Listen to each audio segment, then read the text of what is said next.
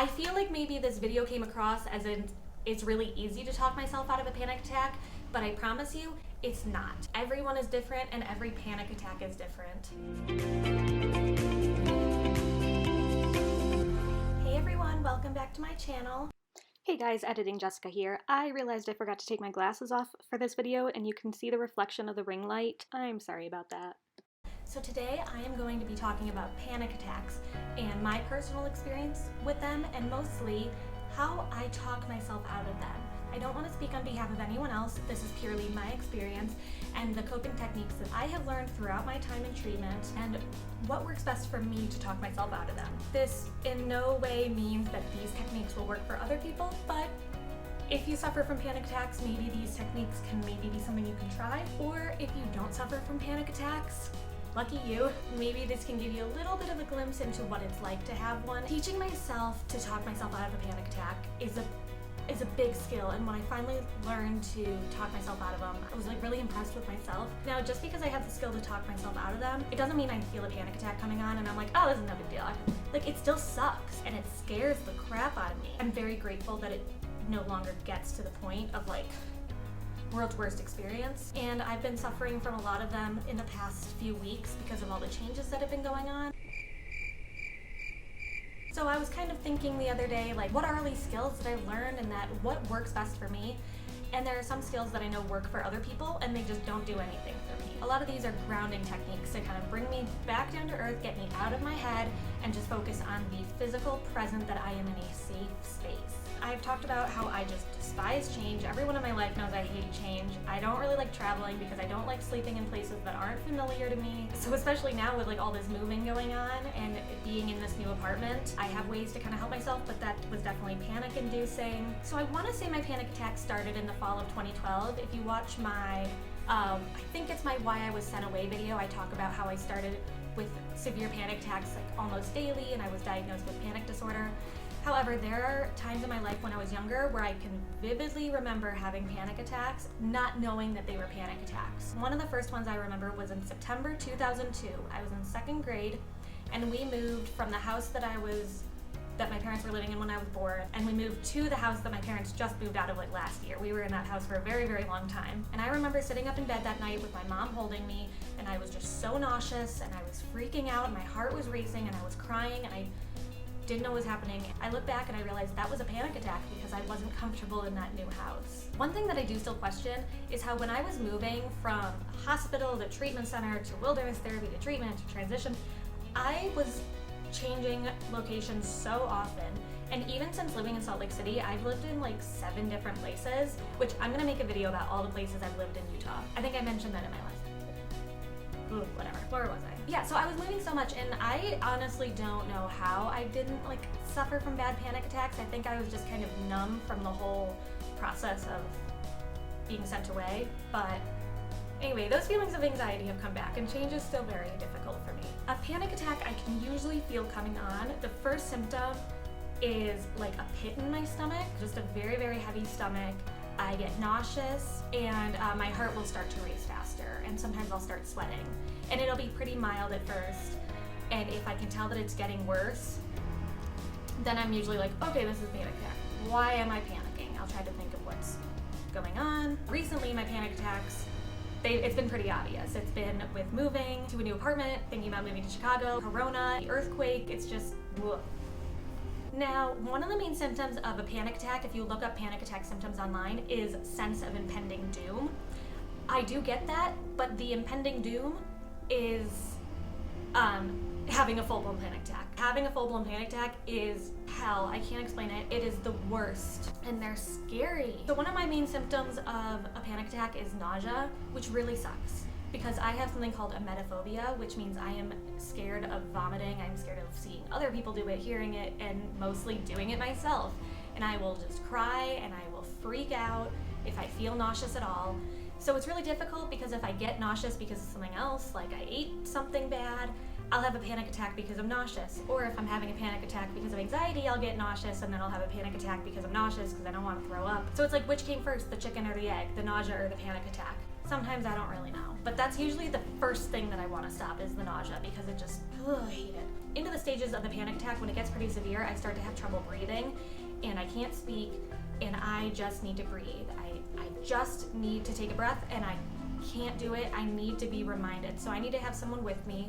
A couple of years ago I had a really, really bad one and I had my mom on the phone and I just needed her to breathe with me, do the slow breathing, and I just needed someone sitting there, and probably for 15 minutes she was just on the phone going, breathe in, breathe out, breathe. I mean, a lot slower than that. But breathe, just breathe. It is the most important thing for me, and I think for everyone. So I have a list of some of my other coping techniques. I'm going to talk about them. These have taken years of trial and error to see what works for me, but my number one is to distract myself from my own head. My head is my own worst enemy during a panic attack, and I need to bring myself back to reality. One of my main ones is something called 4x4 breathing, which is where you breathe in through your nose pretty gently, like you're smelling something nice, for 4 seconds. And sometimes they say hold for 4 seconds. I don't usually hold it that long. And then you blow out like you're blowing out a birthday candle for 4 seconds. And then repeat. Breathe in through the nose, out through the mouth. Do it at least 3 times. Sometimes I do it for like 10 minutes straight, just until it slows your heart rate. It is like scientifically proven that slow breathing in through the nose, out through the mouth will calm your heart rate. Ice packs is my next biggest thing. This is a grounding sensory technique. If you ever hear people, they're like, oh, feeling something really soft helps calm me down, or having weight, like a weighted blanket on them. Those 2 things don't really do much for me. I've tried both of them. Feeling something soft, I mean, I like it, but it doesn't help ground me. Now, that is something that helps a lot of people, and kudos to them, that's awesome. It just doesn't work for me. What works for me is ice packs. If I could be covered in ice packs, it wouldn't stop the panic attack, but it would help. My freezer at home is just filled with ice packs, all ready to go. I really like the soft ones that you can kind of mold in your hand. And I will put it on my forehead, I'll put it on the back of my neck, I'll put it on my chest, or I'll put it on my stomach. And that probably sounds really weird to a bunch of people. Like, why would you want to be covered in ice packs? I just get really hot during panic attacks. I start sweating. Put all your focus onto the ice pack and how it feels against your skin, how the cold feels against your skin. I'll usually have like a flannel cover on it, so it's not like freezing my skin, but I just put all my energy into focusing on how the ice pack feels against my skin. And if I can just focus on that for 1 minute, okay, focus on it for another minute and another minute, that can usually help ground me. Now, none of these techniques will automatically just get rid of a panic attack. They're things to help lessen the effects of the panic attack. Another thing is podcasts, games, video, like YouTube videos, just playing on my phone. Even if I'm laying in bed with my phone 2 inches from my face, just something to distract me. And sometimes that actually makes it completely worse, and I'll put my phone down and do something else. Sometimes I just need to get up and pace, I just need to walk. But a lot of times that is something that can distract me. Another thing for me is keeping the lights on. A lot of people, something calming for them is turning the lights off, getting it very dark, and turning on some calming music, maybe lighting a candle. And that's calming for me when I'm trying to do like self-care. But during a panic attack, I gotta keep the lights on. It's very, very weird. In the fall of 2012, when I was having my really bad panic attacks, I would fall asleep with the lights on. I wasn't really sure why. I still don't know why, but I mean, it helps. Turning the lights off just kind of scares me more and makes it worse. Taking a shower. I think this works for a lot of people, even if it's not a full panic attack, just to calm them down. I will get in the shower, and opposite of the ice packs, I'll actually turn it on really hot. I don't know why. And sometimes I'll lay down on the floor of the shower and just let the water like hit my stomach and hit my chest. I won't stay in there too long, probably like half hour max. And I try not to think about the water I'm wasting, because at that moment, my most important goal is to calm myself down. Doing something distracting. During my moving vlog, I mentioned that Tristan and I had gotten a puzzle. That was the night that we had moved into the apartment, and I didn't really just want to lay in bed. I wanted to do something to distract myself and kind of get me using my mind in a calming way until I just got tired enough that I would just go fall asleep. So we got a puzzle, and I worked on that for like an hour or 2, and that helped a lot. It was pretty distracting. Oh, another one. Coloring. I didn't even put this on my list, I just thought about it. When I was in the hospital my second time, I had this horrible freak out. It was kind of half an anger outburst and half a panic attack. And I was crying and screaming and pacing and like shaking and trembling. And a staff member came in and put down a coloring sheet and like 4 colored pencils and just left me alone. And I started coloring, and I was shaking and I was trembling and I was going outside the lines and all this stuff.